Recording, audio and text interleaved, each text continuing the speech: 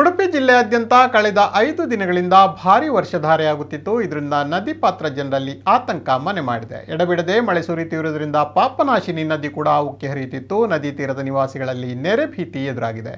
ಪಾಪನಾಶಿನಿ ನದಿಗೆ ಹೊಂದಿಕೊಂಡಿರುವ ಉದ್ಯಾವರ ಮಟ್ಟು ಪ್ರದೇಶದಲ್ಲಿ ನೆರೆ ಬಂದಿದ್ದು ಜನಜೀವನಕ್ಕೆ ತೊಂದರೆಯಾಗಿದೆ. ಉದ್ಯಾವರ ಮಠದ ಕುದ್ರು, ಕೆಂತೂರು ಮತ್ತಿತರ ಕಡೆಗಳಲ್ಲಿ ನದಿ ಅಪಾಯದ ಮಟ್ಟವನ್ನು ತಲುಪಿದೆ. ಇನ್ನು ಮುಂಜಾನೆ ಅಗ್ನಿಶಾಮಕ ಸಿಬ್ಬಂದಿ ಈ ಭಾಗದ ಜನರ ನೆರವಿಗೆ ಧಾವಿಸುತ್ತಾರೆ.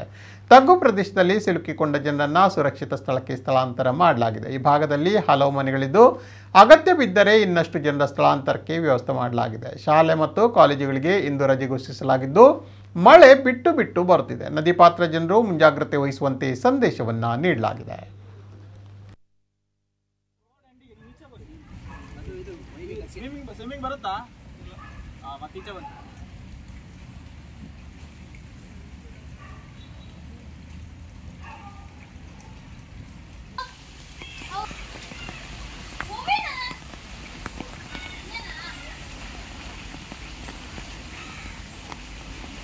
ನಾವಿಲ್ಲಿ ಪಾಪನಾಶಿನಿ ನದಿಯ ತೀರದಲ್ಲಿಯೇ ನಮ್ಮ ಮನೆ ಇರುವುದರಿಂದ ಇಲ್ಲಿ ನೀರಿನ ಪ್ರಮಾಣ ಎಲ್ಲ ಜಾಸ್ತಿ ಆದ ಕೂಡಲೇ ನಮಗೆ ಶಾಲೆಗೆ ಹೋಗಲಿಕ್ಕೆ ಕಷ್ಟ ಆಗ್ತದೆ.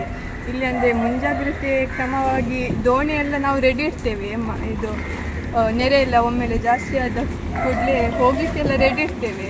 ಆದರೂ ಕೂಡ ಶಾಲೆಗೆ ಹೋಗಲಿಕ್ಕೆ ಕಷ್ಟ ಆಗ್ತದೆ. ಅಂದರೆ ನಾವು ಹೋಗುವಾಗ ಯಾರಾದರೂ ಬಿಡ್ತಾರೆ, ವಾಪಸ್ ಬರುವಾಗ ಅಲ್ಲಿ ಯಾರಾದರೂ ದೊಡ್ಡವರಿದ್ದರೆ ಆಗ್ತದೆ, ಇಲ್ಲದಿದ್ದರೆ ನಾವು ಬರಲಿಕ್ಕೆ ತುಂಬ ಕಷ್ಟ ಆಗ್ತದೆ.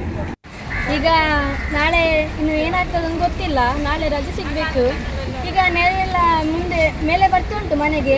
ಮತ್ತು ನಾಳೆ ನೋಡಿದರೆ ಈಗ ಸಂಜೆ ಆಗುವಾಗ ನೆರೆ ಎಲ್ಲ ಮನೆ ಒಳಗೆ ಸಹ ಬರ್ಬೋದೇನೋ. ಈಗ ನೋಡಬೇಕು. ಈಗ ನಮಗೆ ನಾಳೆ ರಜೆ ಸಿಕ್ಕದಿದ್ದರೆ ಶಾಲೆಗೆ ಹೋಗೋದು ಕಷ್ಟ ಆಗ್ತದೆ, ಒದ್ದೆ ಆಗ್ತದೆ, ಬಟ್ಟೆ ಮತ್ತು ಪುಸ್ತಕ ಎಲ್ಲ ಒದ್ದೆ ಆಗ್ತದೆ. ನಾಳೆ ರಜೆ ಸಿಗಬೇಕು ನಮಗೆ.